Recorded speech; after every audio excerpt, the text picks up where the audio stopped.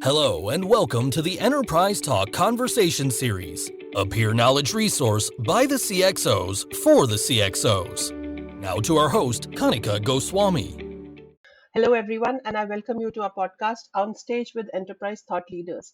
Today, we have as our guest Avesta Hojjati. He's a head of R&D at Digicert. Avesta is a computer scientist and an engineering executive with an extensive background in cybersecurity and more than a decade of experience in research, design, and development of cybersecurity software. Hi, Avesta. How are you feel? How are you today? I'm great. How are you? I'm fine, and it's great to have you on board in our conversations. A little bit about the company. Digicert has established itself as a certification authority, providing TLS SSL certificates for websites and servers to its present position as a leading global provider of digital trust, supporting the online communications, transactions, and processes that span nearly every area of business and modern society. Avesta, is there anything else you would like to add to your introduction that we can share with our audiences or about Digicert that I may have missed out? No, I think you covered it all. Oh, that's cool then. So we'll start with the first question. How do businesses today ensure that their IT capabilities meet their business needs? I know this is a very wide question, so probably you would want to, talk about the security part of it. What kind of technology tools do you think can help businesses better meet, their business needs using IT tools? Sure. Yeah, I think as you mentioned, this is a very broad question, but specifically as it relates to the area of security that we're looking at, I think specifically this comes down to understanding the use case and the problem that enterprises are trying to solve. Understanding their environments, understanding their surrounding, and the derivatives of those environments is extremely important.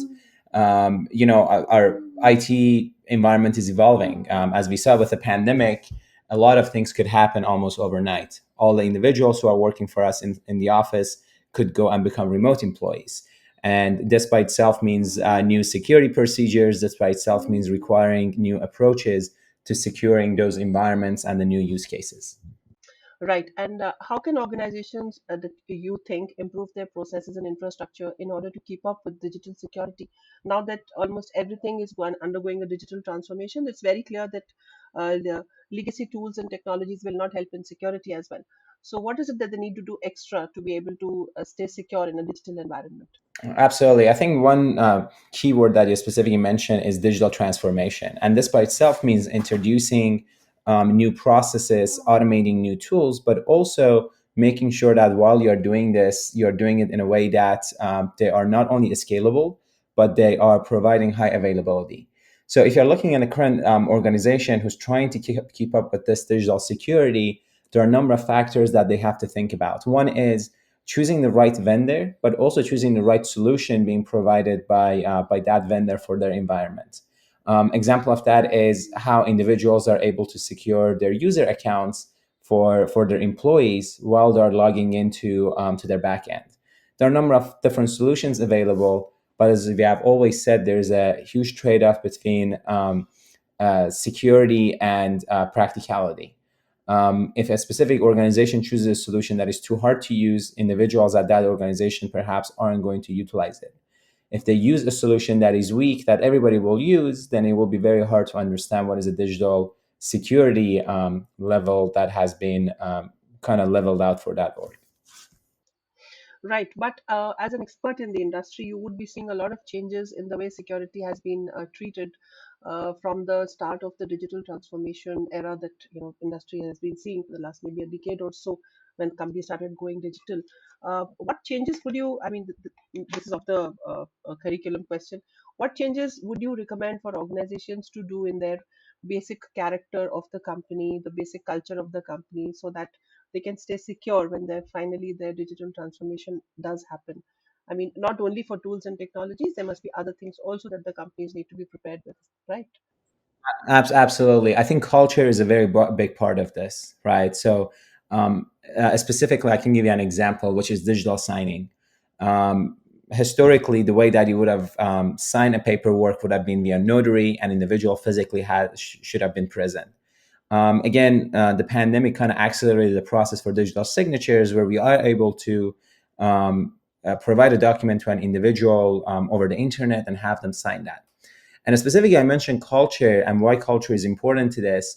It is important because to that individual who is going to receive this document to sign it digitally, they need to be careful because often they could be a target of a phishing attack.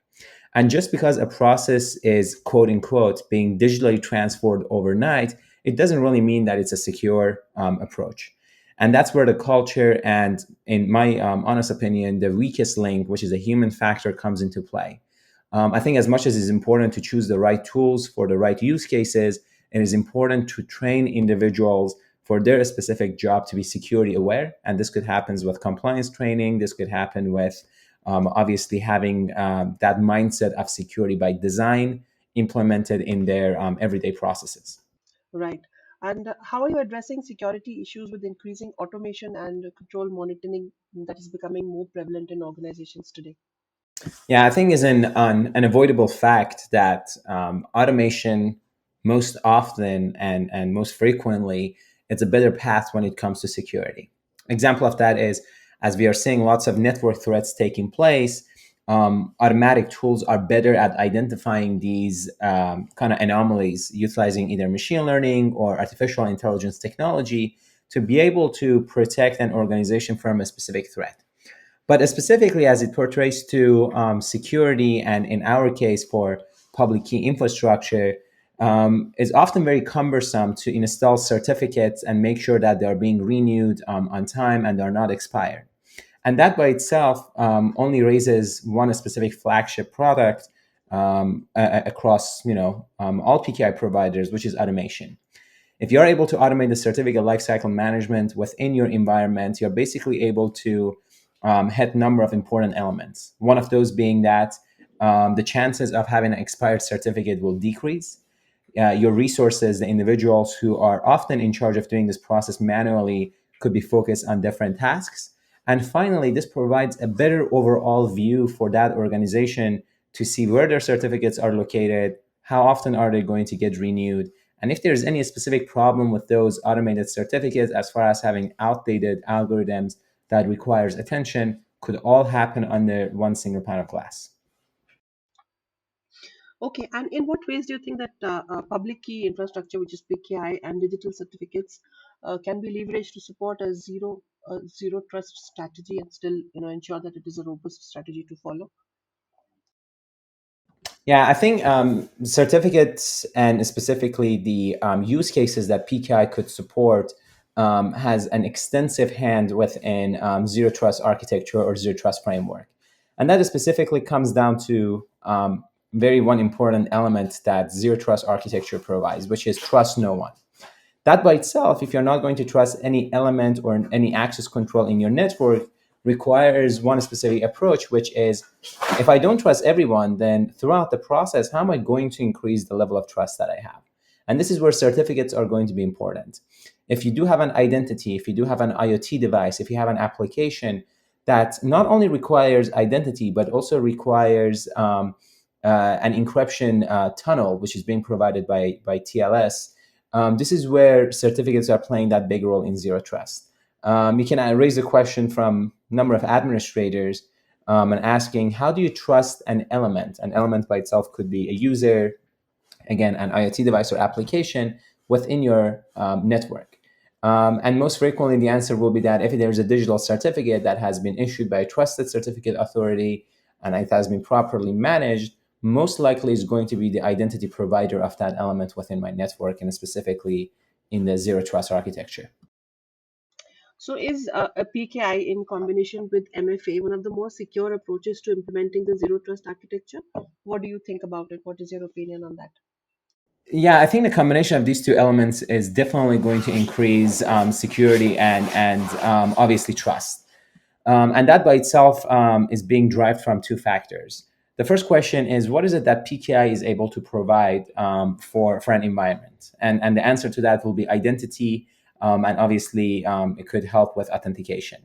On the other hand, what is it that multi-factor authentication usually provides? And the answer to that will be quite simple. If you consider 2FA as one forms of multi-factor authentication, often goes to the fact that what is it that the user actually holds, either being a token, a hard token, or a one-time password.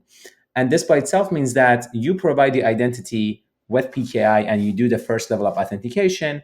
Then you're able to go ahead and ask what is it that that user physically holds, which is part of the MFA. And now you're creating this multi-layer security for your end users. Okay, so that is the questions that we had for you. Is there anything you would like to add about what CISOs should be looking out for better security once their organizations are completely digital or going through a digital transformation? I know there are tools. I know there is culture. Is there anything else that they should watch out for?